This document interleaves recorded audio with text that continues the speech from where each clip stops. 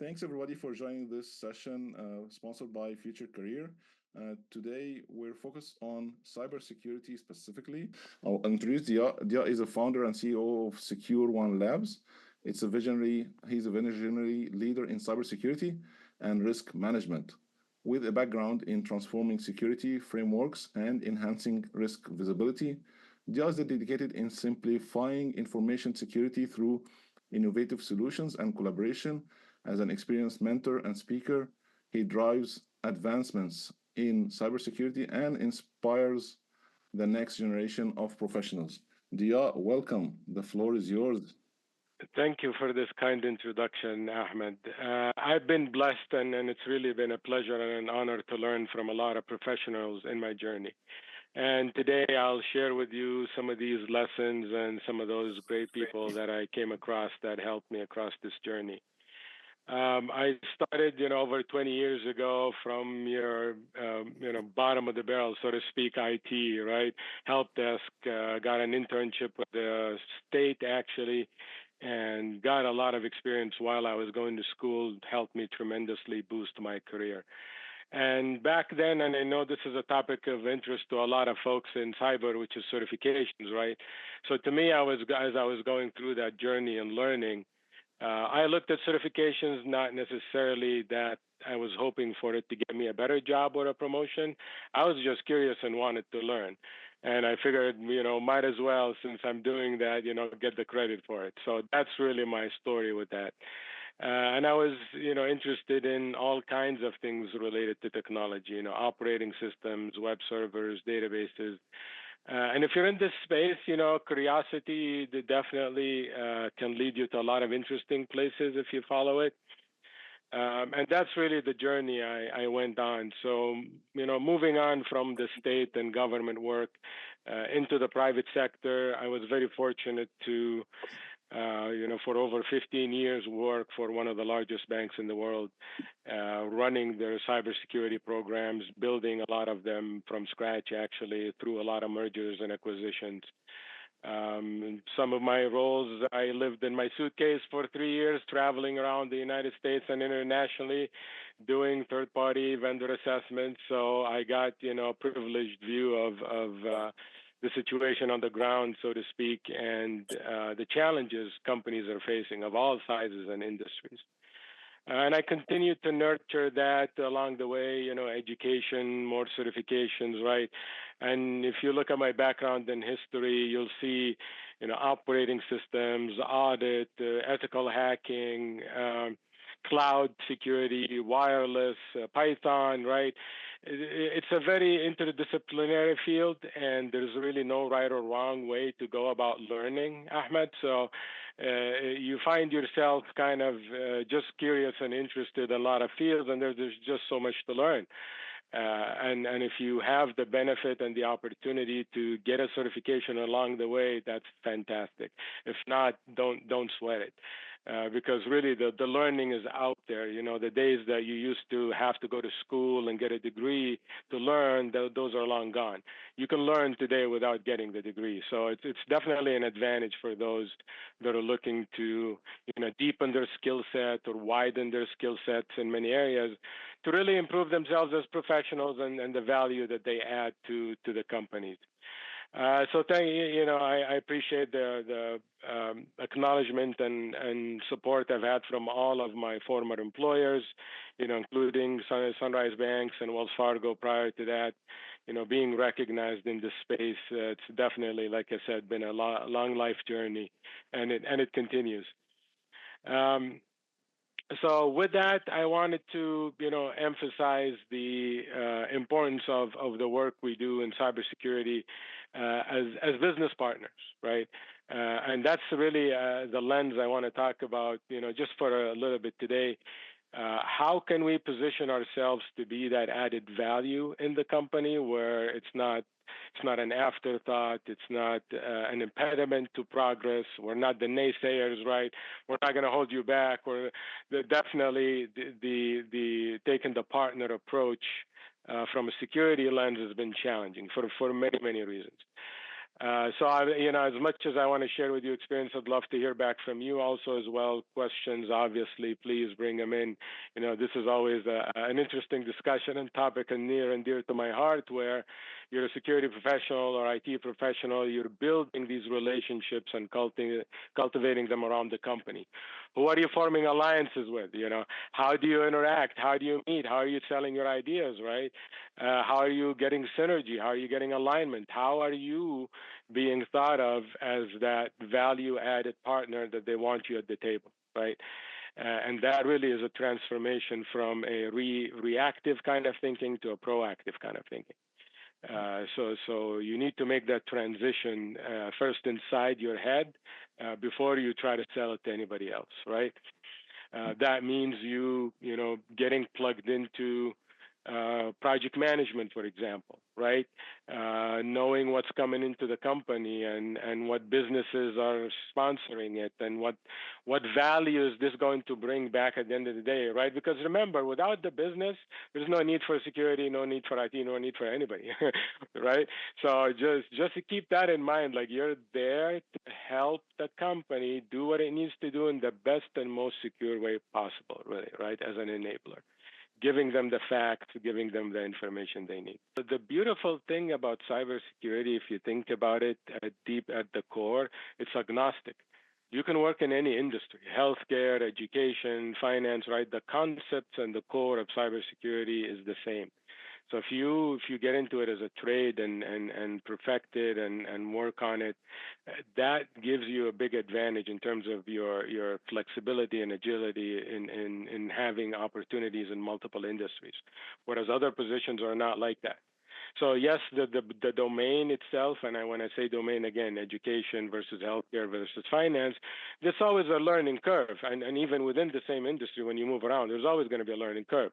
But never let that stop you from like jumping from finance to healthcare to education, right? That's perfectly fine. If you work in IT and security, chances are you have the privilege and leverage really to do that. And don't be shy or afraid of to take advantage of that if the opportunity presents itself.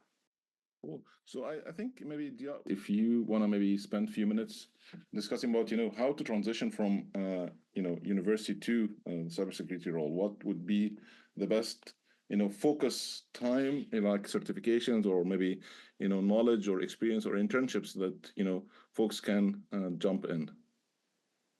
Absolutely, and I mentioned earlier, what really boosted my career early on is getting an internship.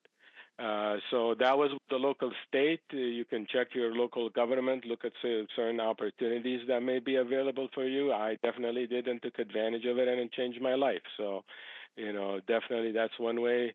After you go through that and you feel like you have the experience, it sounds like here the person's already graduated, right? So you're past the internship part. You're really looking at that point at entry level positions, right? And that's where a lot of industries are challenged, not just cybersecurity, right? You need the job to get the experience, and you need the experience to get the job, right? So definitely don't be shy also or afraid to start somewhere else. So if you get an opportunity in IT in general, get your foot in the door. So sometimes that's also a good strategy. You almost never land the perfect opportunity right off the bat. And if you do, great for you, good for you, right? But chances are you might not. So you need to also be a little pragmatic about what's available. Maybe it's some regional areas within the country. There's only one employer, one shop around, and that's what everybody works for, right? Some other areas, no, you have a lot of startup scene, for example, versus big corporate, right? So look for getting your foot in the door for where you want to go and be relentless about it, right? Making your path through to that role, basically. Awesome. And along the way, certifications, YouTube, all of that. Show initiative, build something, create something, right? Talk about, write papers, right? Show your interest, that you're willing to put in that effort and energy into it. And at the end of the day, it's for you. Awesome, awesome. Cool. Maybe again, I think one of the biggest question is certifications like CompTIA, security or CISA Plus or other certifications. Maybe if you wanna, speak for a few minutes, Diaa, about, what do you think today is highly needed by, cybersecurity professionals?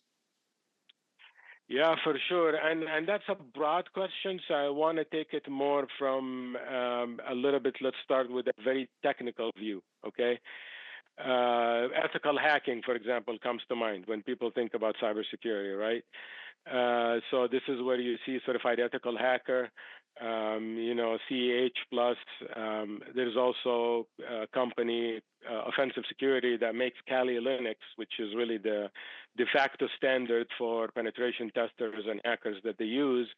They have some of the toughest certifications, and not just because I have, several of them, but they really are distinguished in terms of their level of comprehensiveness and difficulty. Back then, maybe things are different now. You could pass some of those tests by taking an exam, whereas if you got like the offensive security ones, you had to actually take a hands-on pass, basically compromise the machine or show some credentials, what have you. So it's a lot more involved. And those are, again, at the end of the day, you're going to get out of them what you put into them, no matter who's teaching, no matter what the material is, right? If you're just trying to glance through and get by, don't do it. Don't waste your time, right? If you really want to learn, then the sky is the limit. You have the certs, you have there's a lot of vulnerable machines out there if you want to practice on, right? So that's a whole career, Ahmed, like penetration testing and ethical hacking, right? So there's a few that I have. I have like offensive security certified professional. I have the certified expert. And I also have the wireless one, right? And again, for me, it was more about learning, right? If I'm tasked about protecting security, this is what I looked at it. I need to understand what those hackers are doing. Like I need to understand how the mechanics work, what the process is, right? So if you scroll down, yeah, so the OffSec ones, those are the offensive security ones that I have. So there's the wireless, I don't think they offer the expert anymore, but it was really around basically identifying a 0 day and exploiting it. So it's very, very technical. It's one of the hardest things I had to learn, actually. I actually had to stop in the middle of that training course I was taking. I had to stop. It was so challenging. I had to go take another class just to understand the material and come back and finish it. So some of these things, depending on where you are in your journey, right, might be more comfortable or easier than others, right? But the point is that you're challenging yourself, you're pushing your limits, right? Don't get too comfortable, and if you are comfortable, you're not growing. So you'll see I got into physical security, I got into mobile security, I got into wireless, I got into operating systems, right? I even got a chance to, attend sessions by the government, the NSA and others, right? Very, like I said, privileged opportunities I had. And all of that is, what helped me, be more informed, help me ask more questions, better questions, right? But the journey continues. So I'm working now on cloud. To answer your question earlier, what's hot right now? The cybersecurity is definitely number one on a lot of people's agenda. Like a lot of companies, even that didn't invest previously in cybersecurity, they are now. They're getting hit by ransomware and other hacking events. They just can't afford not to do it. So this is a great time to get into cybersecurity. There's lots of opportunities. It would benefit you to spend a little bit of research looking at, do I want to get into physical versus programming versus web versus networking, right? And don't be afraid to dabble a little bit and learn a little bit of each until you find your way. Awesome. This is amazing. Thank you again. Yeah, this is very nice and mashallah. Yani, this is like 20 certifications in cyber, that's a lot for sure, mind goggling here. So thank you so much for sharing some of the insights you've done on those. Would you recommend doing a master's degree in cybersecurity? What do you think about that, Diaa? I would not recommend doing anything that you don't think is going to benefit you first and foremost, right? The best investment you can make is in yourself. So, are you getting it for the degree, or are you getting it because you want to learn the material and improve as a professional? That's really the key question, and that's the yes you want. Don't do it for the latter. Don't do it for just the degree. Do it to improve yourself.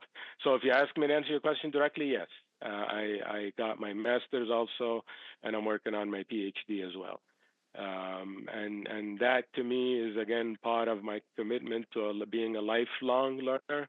There's just always so much to learn, and the more you learn, the more you realize you don't know, and your brain just grows and grows, right? So that's how I get my fulfillment of just continuously learning. Now, not all your master's degrees are created equal, right? So, when I looked at it, several factors impacted my decision. For example, if you're a professional working adult with a family, probably not going to have the same opportunities as a maybe single individual, not having as many commitments, right? Online versus in person, right? If you can do in person, definitely do it. Mine was a cohort actually, so it was in person. It was condensed, and it was a team. It's almost like you're stuck with them for the whole period, and thick and through thin, right? You're gonna make it, and it's also part of real world channels because not all your working environments are going to be perfect. So this kind of cohort setup also helps test you for, prepare you more for real world scenario. The program I went through didn't just cover IT, for example. It covered food security. It covered biological warfare. It covered counterterrorism. It covered other aspects of security, not just IT. So this is again when I say not all your master's programs are created equal. Some will be more heavy on the technical and development and design. Others may be a little bit broad, and that's what I was leaning towards. But definitely, yes, I would never say no to an opportunity to learn. Let's just put it that way. 100%. Yeah, thanks. And I agree with you. And I think again, the intent is to see if masters will help, land jobs easier than without masters. So I think maybe let's put it this way. Do you think that masters would, and again, it could be, the answer is it depends, as usual. But, do you think in general the learnings from the masters would help someone land a job? I think maybe that's the more question here. The learning, yes. The way you rephrased it at the end there, yes. The learning, yes. The degrees, Ahmed, I'm seeing more and more companies removing it from the list of requirements. Even myself, when I hired, I did not require degrees. If you had them, great. Even certifications. So even with all that background I have, I'll be the first to raise my hand. And you say, you know what? You don't need any of that to be a successful professional. Again, if you have it, it helps you. It's great, but you don't have to have it because I've worked with a lot of very smart people who had none of this, and I can tell you, I would hire them at any day over a lot of people that did. So this is why I always value the learning behind it, not just the name or the certificate or the degree. It's what did you get out of it? How did that improve you as a professional at the technical level, and also at the non-technical skills? The business, like I said, business development, building a professional relationship in your career and your network. Right? These are a lot of the things you're not going to learn in school. 100%. So do you recommend, websites like Try Hack Me or some other website that can help, folks who has no experience maybe to, get their hands dirty and do some maybe, labs or maybe hacking or, problem solving or monitoring, controlling, whatever that is in cybersecurity. So maybe if you want to touch base on what employers today are looking for more, if again, if certifications or degrees are not the highest thing, let's say. Yes, and this is a little slippery slope because, for one thing, so yes, definitely try Hack Me and many others, right? But if you're just trying those and you don't understand how networks work and have never put a network together in your life, that's not going to help you much, right? So you need to build your foundation. Like if you're going to get into security, you need to have a strong foundation. You need to build that up, and it takes time. Just like being a professional at any job, it doesn't happen overnight. You build up these skills. You build up the technical skills. You build up the business acumen. You build up your relationships. You build up your body of knowledge, right? You work at all of these all the time, right? So if you're going to get into penetration testing and try Hack Me. That should be like one of many resources you're hitting up and you're working on, right? YouTube videos.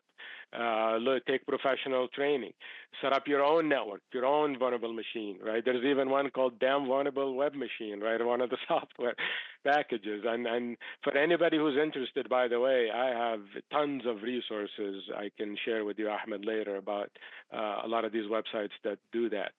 But like I said, if you want to learn, there's many resources free on the internet. But and I say a little bit slippery slope, as I said at the beginning, because if you put that in your resume, anybody can claim that. I'm working on this or that. You know what I mean? So this goes back earlier to, okay, well, do I need the cert then? And that's what I'm saying. That then, if you're looking for, again, depending to your point, it depends who's hiring and how important that is to them. If they are looking for certs, then you need to get the cert. You're not going to get away without getting it, right? So you need to cater also to the market that you're in and the employers. Not everybody is recognizing and being open about not requiring these things. Remember, some of the companies that are getting into it now, they're coming in still with that old mentality. I better follow the book and get the people with all these little acronyms behind their names. They know what to do, right? And in reality, that's not the case. But it could definitely help you for sure. Okay, cool. Thank you so much again. Yeah, this is amazing. So one of the questions here, what are the prerequisites for cybersecurity? I have heard that there are no entry level jobs, at least these days, in cybersecurity, machine learning, and artificial intelligence. So again, this is where the chicken or the egg, comes in. How can I find a job without experience, and how can I get experience without a job? So, and it's a great question, and people are thinking in these broad terms, but I just want to break it down a little bit because cybersecurity and machine learning and AI, these are completely different tracks. Like you can spend a lifetime in fractions of them, let alone all three of them, right? So, one of the biggest challenges I think is going on, Ahmed, is it's such a broad field that people don't even know where to start. Right? What do I even know or need to learn about cybersecurity? So, for example, the level of understanding of what it is cybersecurity, like how does that look like in a company? So let me just give you some examples. There's generally a data loss prevention program. There's generally a threat and vulnerability management program. There's generally a governance, risk, and compliance program. There's generally going to be an education and awareness program. There's generally going to be a security operations center, right? You see, so there's like a dozen of those different programs that can fit within the cybersecurity umbrella, and each requires slightly different skills, right? The key that's why the key is that, like I was alluding to earlier, is you don't actually have to start in cybersecurity. Most of the people that get into cybersecurity, they came from many other places. I can tell you in my last role as a CISO, I started off with 3 people and I left it at 9. 4 of those I got from the help desk. So the help desk is a great incubator for people looking to get into cybersecurity.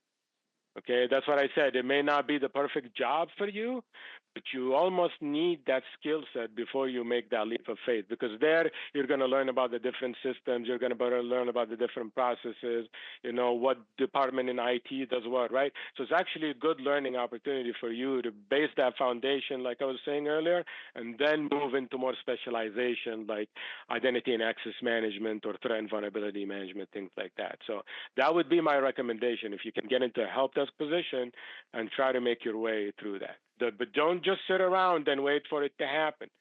You're going to need to build relationships, try to shadow, try to learn in the meantime, right? And work on your search, show initiative. That's what people want to see. 100%. And I totally, echo what you're saying, Dia, because, I have been helping more than 700 people land jobs in the US and Canada in the past few years. And today, the world is full of distraction and so many paths, so many routes. And if you're not really focused, if you don't get coached or mentored by someone who tell you exactly, how to land that field or how to get into that role, that's definitely going to be hard because there's so many certifications and it's a lot of investment of your time and money and effort. So if you again don't know how to find the way and know what tools will guide you to that, route, then unfortunately you will be spinning wheels and submitting resumes and not getting any attention. Okay, awesome. Again, thanks, Dia. This is amazing so far, and we'd love to hear more questions from the folks. If you guys have specific question that you wanna raise your hand or maybe unmute and ask, please go ahead. So I see a question from Hamdi, Yeah. being telecom. Okay, so the telecom space, I can tell you how to work through that. A very very interesting space, by the way. So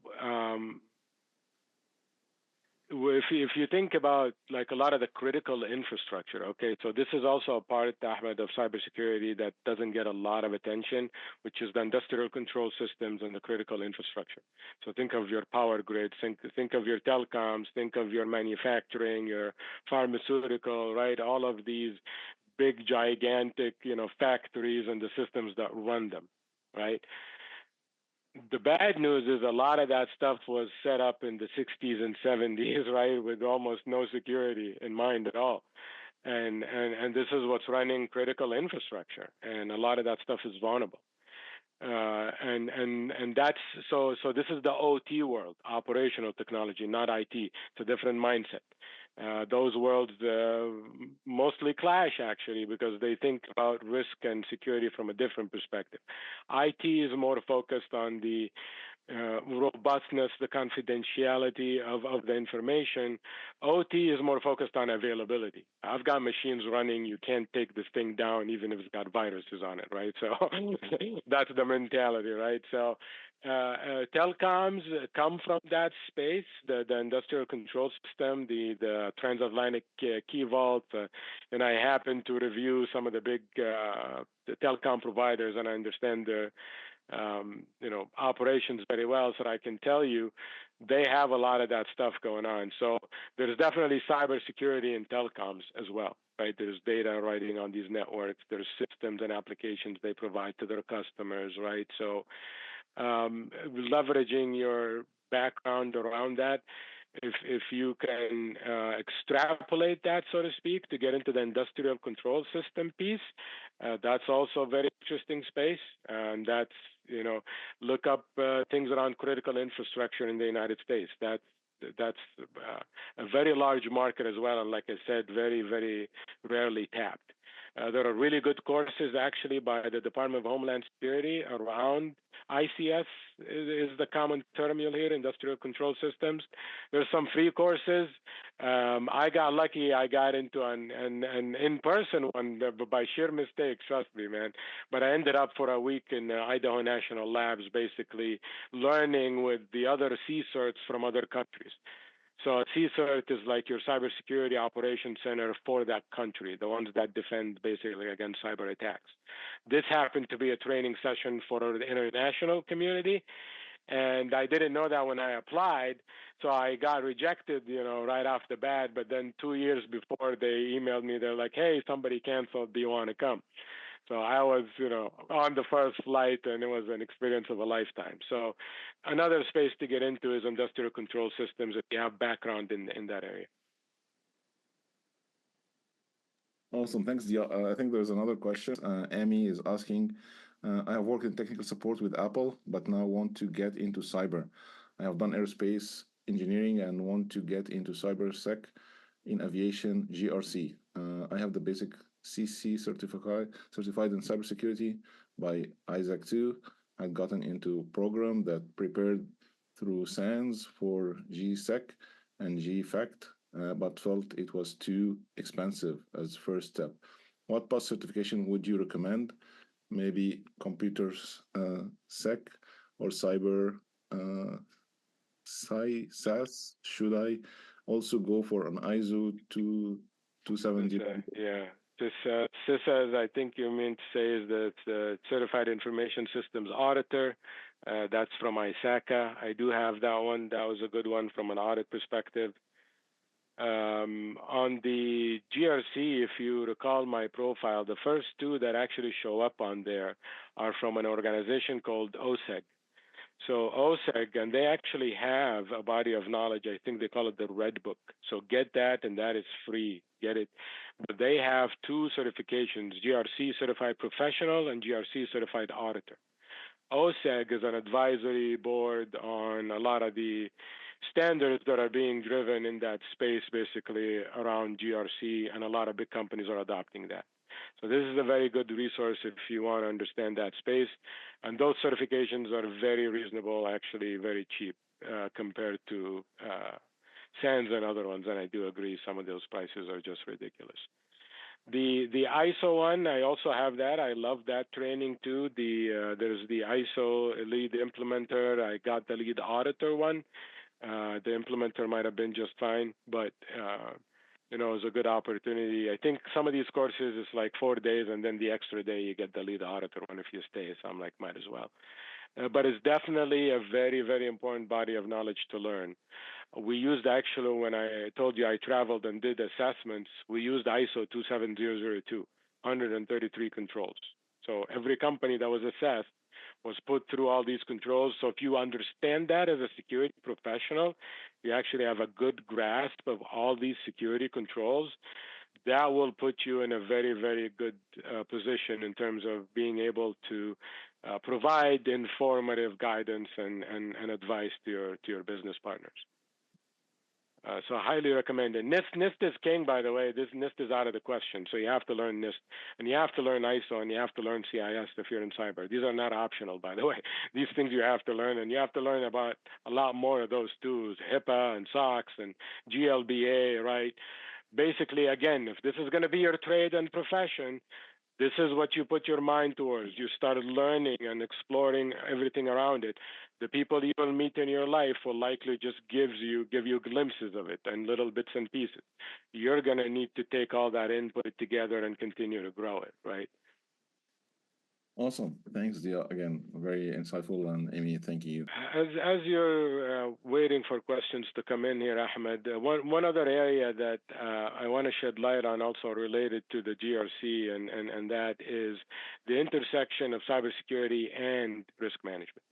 This is a niche area that's growing, and there aren't a lot of people with that knowledge. Now, again, these are two disciplines coming together: risk management and cybersecurity. It doesn't necessarily, overlap intuitively, but that's where your skills and experience come in terms of being able to translate that cyber issue, vulnerability, whatever, into real world risk that the business can understand. That's really becomes part of your job being a security professional. Take that technical lingo and information, translate it into business information. And again, at the end of the day, you're trying to be the eyes and ears for your business partners, help advise them so that they can make informed decisions. That's your job. Your job is not to make those decisions for them, to help them make those informed decisions. There's a big difference between the two.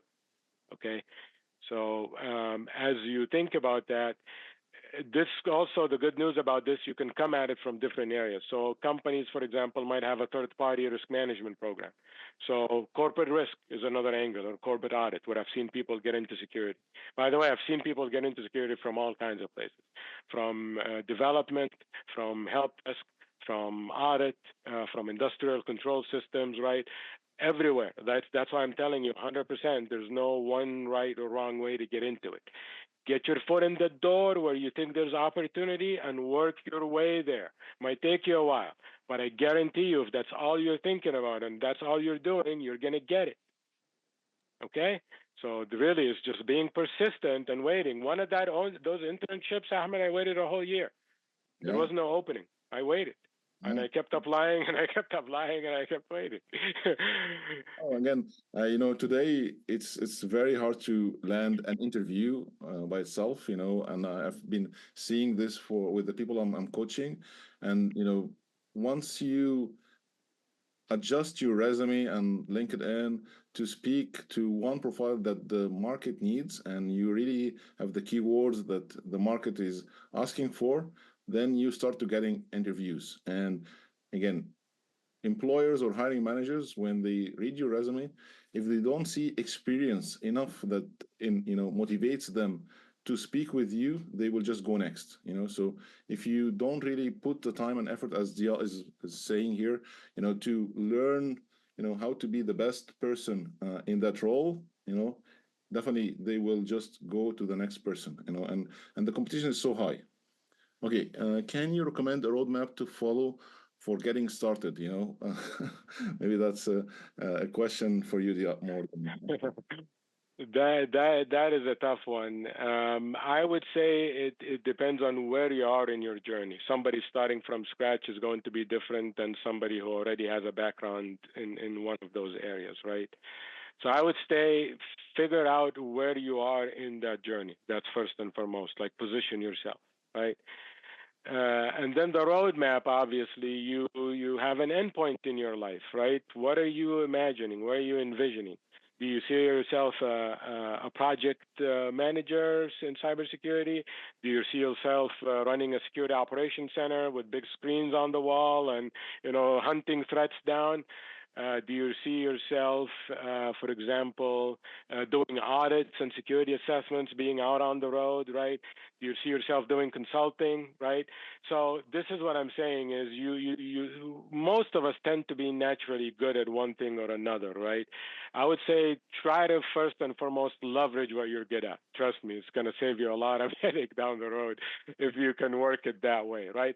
If not, it's okay to learn and it's okay to adjust, right? And that's again, you're working on yourself. It's not going to be perfect. So part of your learning isn't just information; it's also attitude. It's experience. It's failure, right? You learn more from your failures than you do from your successes. So keep that in mind, right? So and actually having a most positive mental attitude is the best thing, Ahmed, to the point where there's actually no such thing as failure. You either learn or you succeed, and you keep moving on, right? Because everything that doesn't work helps you learn more about what will make it work, right? And if you keep that positive mentality, and if it's 1% every day, really, guys, this is not just marketing mumbo jumbo. This is you taking charge of your mental health and being in the driver's seat, right? And it's a very, very important to have that mental positive attitude. People feel it, comes out in your energy. It gives you the motivation to stand out. You hit it on the head, Ahmed, earlier when I'm looking at that resume. I want to see somebody who's shown initiative, that they've taken on projects, they've done stuff. Otherwise, if you're like just like everybody else, why am I paying attention, right? Think of the value that you're going to add, right? Again, you're selling your services, you're selling yourself. Why? The question again, I know it's like a classic question, but why should I hire you, right? And it can't be because I work hard, because guess what? Everybody works hard. Tell me something I don't know, right? So, this is where you bring in that attitude, that aptitude, that initiative, right? This is where you stand out. And like I said, if you're trying to just do it to get by, it's not going to come out. Yeah. The person you're talking to is just going to see right through it. Yeah, no, again, 100%, Dia, and I really appreciate, your wisdom here. And Yusuf, at your early stage of career, it's gonna be an area of exploration, so you need to do some what is called informational interview, speak with so many people that you admire, see who do you really admire, whether, relatives, people who are around you, people in social media, and find some people who are doing that thing that you admire and see if it's really, you know, matching your values, your skills, your aspiration.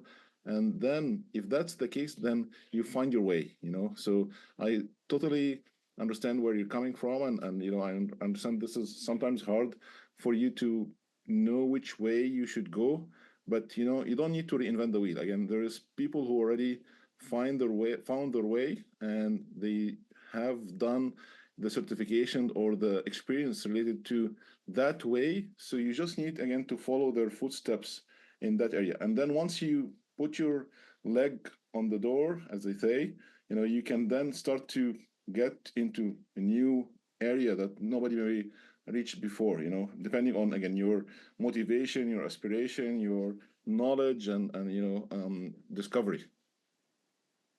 I hope that helps. And we know what I get my inspiration from when I think of the I don't want to call them ancient, but the scholars, back in the days of centuries ago. They excelled in multiple disciplines, in medicine and astronomy and physics. The same people, not just the whole community. And this shows that it's okay also to be interested in multiple things, because there's been a perpetuated culture for decades now. You have to be specialized. That's the only way you're gonna get recognized or do a good job. We shot ourselves in the foot because that taught us less about communicating and collaborating and more about building our silos. And in today's environments, you're not going to survive if you're siloed. That's just not going to happen. 100%. And this is again, this is why the power of community, this community that I've built from, from COVID days have been helping more than 700 people land jobs. So again, it's where find people who share with you some of your aspirations, and maybe can guide you, can push you to the right direction, and show you the way, and you can learn from their mistakes or their, let's say, experience, if you will. So again, I highly recommend that you keep coming to the calls that I'm having regularly, and again, keep asking questions. This is how you will grow. This is how you will advance in your career. Okay, cool. Absolutely. There's a question from Yusuf here about the IoT, GRC network, and cloud. So I'm going to say cloud for now, because cloud will open the door to all the other areas. Cloud will pull in GRC and IoT and all of those. So this is a good place for somebody who wants to dive right in, and you're going to sink or swim. So also careful what you wish for. Microsoft is amazing in terms of their learning resources as well. I'm not again, I work with Linux, Microsoft, all of them. It doesn't matter to me, but it's again about information. And they have a lot of these materials for free. So I'm going to drop a link in the chat here. This is a path for a certification cybersecurity architect, right? Go through it. The training material is free. Learn all the different domain it covers. It covers a wide range of the cybersecurity in the cloud space. So if you're looking to get that 50,000-foot view about all the different cybersecurity services in the cloud, this is an excellent body of knowledge to go through. Okay? This will give you a pretty good idea about all the different areas and capabilities. And they are amazing. I'm speaking about this from experience, like people that are using the cloud to run their company, to grow their company, to scale. They have absolutely amazing capabilities. However, equally threats and risks and hackers, right? So that's where cybersecurity professionals are needed. That's where your experience helping protect them from mistakes and exposure is going to be key, right? So as companies grow and modernize, they're going to need to have these cloud skills for the teams that they're going to hire, right? So that's a great area. The GRC space, again, go back to that OSEG organization, look at those certs. That's another space to be in. Will give you a lot of chance, because you can come in from the audit and compliance also space, not just from IT. You can make that cross through GRC and cybersecurity risk assessments and things like that. Absolutely, and I also pasted, the AWS career path. It has also cybersecurity, path, and fantastic. Yeah. yeah. And again, to your point, like cloud today is one of the biggest thing that everybody, like all employers, are using, because that's the way for them to scale. And the big two, giants out there is Microsoft and AWS. So if you're new, I highly recommend that you either go with Microsoft or go with AWS to take more advantage of one of them at the beginning, and then maybe you can add the other one. What about DevSecOps? Yep, absolutely. And this is another hot area, spot on, I think, Khalid's question. So learn Terraform, OpenTofu, which is the open source equivalent of it. Almost everything right now is running infrastructure as code. So if you want to live in the modern world, learn infrastructure as code, learn Terraform. That's where a lot of nobody's clicking buttons anymore and pushing whatever, right?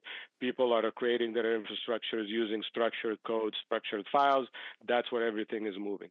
So that's the same thing with DevSecOps, right? With CI/CD pipelines, nobody's manually pushing stuff to production, right? You check in your code, your runners pick it up, it goes through your scans, whether it's SAST or DAST or any of the other scans, and then you get reports.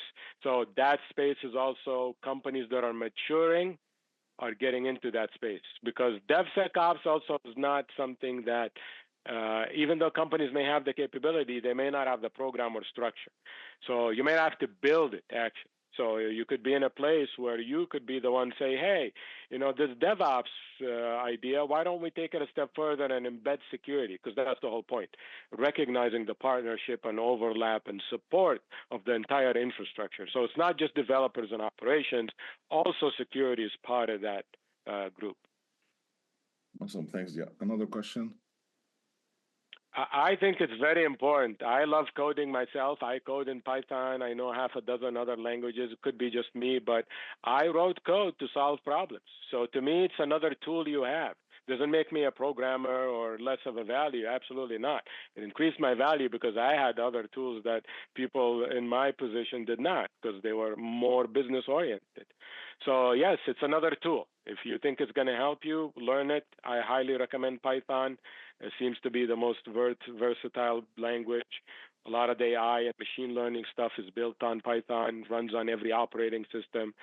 It's one of my favorite languages to learn as a professional, regardless of your background, actually. 100% spot on. And again, I echo here that, employers are looking for productivity and efficiency. So if you are able to be, the best productive person in the team, through your tools, your resources, that's, how you will grow in that organization, or that's how you can get the role. So if they found that you have, some tools and expertise and resources and skills that can make you faster in delivering results, then definitely employers will chase to hire you. Go the extra mile. It pays. When you're asked to do a job, don't just do the job, do a very good job and go the extra mile. Will always be remembered and will always drive you to improve. And again, if you're feeling comfortable, you're not growing. Comfort is the enemy of growth. Okay? You always have to think about it this way. Try to always suck at something, because then you're always learning, right? So take it with an open heart and an open mind. Like, it's always okay to be starting from scratch somewhere, or learning something new, right? Or challenging yourself and feeling uncomfortable. That's how we grow. Thank you so much, Diaa, for the great discussion. Thank you so much, everybody, for showing up today and asking questions. This is definitely a learning curve. Stay curious, stay positive, stay proud. You will reach your goal with the work that you're doing, and asking questions, and coming to calls like this one, joining communities like ours, and staying, up to date with what's happening in the market.